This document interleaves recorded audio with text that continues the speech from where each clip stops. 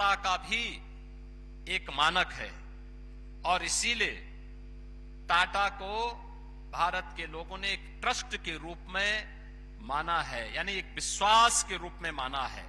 और वह विश्वास आज देश के अंदर हर एक सेक्टर में हम सबको देखने को मिलता है। Maharana Pratap institute of technology, यहां पर पहले से ही computer science and engineering, artificial intelligence, machine learning, cyber security and data science, information technology तथा इलेक्ट्रॉनिक्स इंजीनियरिंग जैसे अत्याधुनिक पाठ्यक्रम संचालित कर रहा है।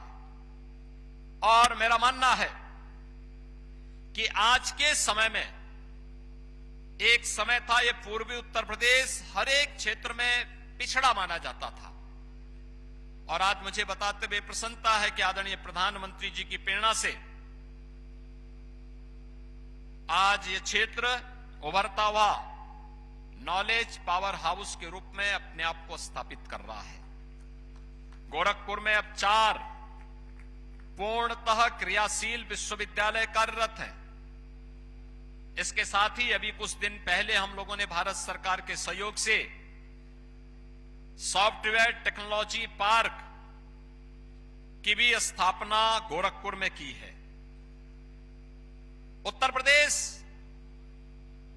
आज भारत के अंदर न केवल इंफ्रास्ट्रक्चर के लिए बल्कि अपने प्रदेश में अब यूपी एक, यानी भारत के अंदर यूपी एक मैन्युफैक्चरिंग स्टेट के रूप में भी अपने आप को, एक मैन्युफैक्चरिंग हब के रूप में अपने आप को स्थापित किया है। आज से 9 वर्ष पहले यह कठिन था। सड़कें अच्छी नहीं थी, बिजली का अता पता नहीं था, सुरक्षा संकट में थी, पॉलिसी नहीं थी, न नीति थी, न नियत थी। स्वाभाविक रूप से असुरक्षा के माहौल में नीति न होने के कारण निवेश भी नहीं होता है। निवेश नहीं होगा तो स्वाभाविक रूप से एम्प्लॉयमेंट भी जनरेट नहीं होगा, एम्प्लॉयमेंट भी नहीं मिलेगा। और आज मुझे बताते हुए प्रसन्नता है कि देश के अंदर बेहतरीन इंफ्रास्ट्रक्चर के रूप में उत्तर प्रदेश ने आज अपने आप को स्थापित किया है। एक्सप्रेसवे, आपने देखा होगा कल ही प्रधानमंत्री जी के कर कमलों से दिल्ली से लेकर के देहरादून तक एक इकोनॉमिक कॉरिडोर का लोकार्पण हुआ। इस इकोनॉमिक कॉरिडोर का 65 से 70% भूभाग उत्तर प्रदेश से होकर के जाता है, यानी उत्तर प्रदेश उसका सर्वाधिक लाभ लेने वाला राज्य है। और इससे पहले उत्तर प्रदेश ने अपने यहां पिछले 9 वर्ष में उत्तर प्रदेश को एक्सप्रेसवे के स्टेट के रूप में स्थापित किया है। आज देश के अंदर कुल एक्सप्रेसवे का 55% एक्सप्रेसवे अकेले उत्तर प्रदेश के पास है। गंगा एक्सप्रेसवे इसी महीने हम उसको भी राष्ट्र को समर्पित करवाने जा रहे हैं। तब उत्तर प्रदेश का शेयर होगा 60%। 60% एक्सप्रेसवे पर उत्तर प्रदेश का हिस्सा होगा। एयर कनेक्टिविटी उत्तर प्रदेश की बड़ी है। आपने स्पेस में भारत के मिशन को छोड़ते हुए देखा होगा, लेकिन जब यूपी का युवा उसमें पारंगत नहीं होगा तो उस फील्ड में जाएगा कैसे।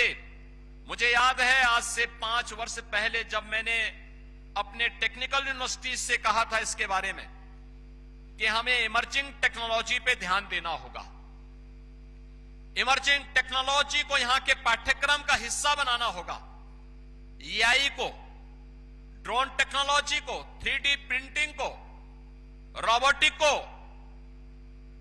साइबर सिक्योरिटी को। आज आप देखते होंगे आप में से बहुत सारे लोग होंगे जो साइबर फ्रॉड के शिकार हुए होंगे। लोग बोलते नहीं है, दूसरों को जरूर करेंगे, लेकिन जब स्वयं चपेटे में आते हैं तो उस समय या तो छुपाते हैं या फिर इधर उधर कानाफूसी करते हैं। लेकिन यह एक चैलेंज हो चुका है और आज इसके लिए कार्य, अगर हमने समय के पहले इसके बारे में सोचा नहीं तो वास्तव में एक संकट हम सबके सामने आएगा। और उसी संकट से उभारने के लिए जब इस पर कार्य प्रारंभ हुआ, आज मुझे प्रसन्नता है ये पाठ्यक्रम प्रारंभ हुए और इसमें हमारे युवा भी आज पारंगत हो रहे हैं। मैं आज इसके बारे में बात कर रहा था। टाटा समूह के चेयरमैन सामान्य से एन चंद्रशेखरन जी से मैं चर्चा कर रहा था। AI का उपयोग कैसे हो सकता है प्रत्येक क्षेत्र में।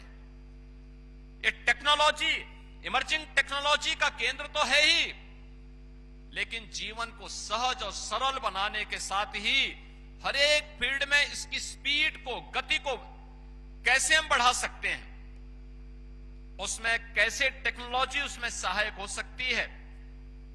आज व्यापक संभावनाएं हैं और मैं आप जो युवा यहां पर आए हैं, इतने हजारों की संख्या में युवा यहां पर आए हुए हैं, इन सबसे मैं कहूंगा वे यहां पर देखें, जब यहां पे सेंटर ऑफ एक्सीलेंस के बाहर कुछ स्टार्टअप्स लगे हैं, कैसे इसका उपयोग किसान कर सकता है, कैसे मेडिकल हेल्थ केयर में इसका उपयोग हो सकता है, कैसे यहां पर हम लोग इस टेक्नोलॉजी का उपयोग जीवन के अलग अलग क्षेत्र में कर सकते हैं। यह एक अवसर आप सभी के पास है और खासतौर पर अगर आपको देखना है तो आपको ये फील्ड व्यापक संभावना वाला मिलेगा, उतनी ही व्यापक संभावनाओं वाला जितनी व्यापक संभावनाओं वाला आपका उत्तर प्रदेश है। उत्तर प्रदेश ये केवल उत्तर प्रदेश नहीं है, अनलिमिटेड पोटेंशियल का प्रदेश है और ये अनलिमिटेड पोटेंशियल के इस प्रदेश की इन संभावनाओं को आगे बढ़ने में टेक्नोलॉजी एक बड़ी भूमिका का निर्वहन कर सकता है। आज उसी का उपयोग करने, उसके अनुरूप वातावरण बनाने का परिणाम क्या है। भारत के अंदर मोबाइल मैन्युफैक्चरिंग के जितने भी मैन्युफैक्चरिंग होती है उसमें 55% उत्तर प्रदेश में हो रहे हैं वर्तमान में, यानी इतनी बड़ी संख्या में वहां रोजगार मिल रहा है। इलेक्ट्रॉनिक कंपोनेंट 55 से 60% आज के दिन पर उत्तर प्रदेश में बन रहा है। MSME 96 लाख से अधिक MSME आज के दिन पे यूपी के पास है और उत्तर प्रदेश के पास वर्तमान में हम लोगों ने 32,000 से अधिक बड़े कारखाने वर्तमान में आज उत्तर प्रदेश के अंदर संचालित हैं।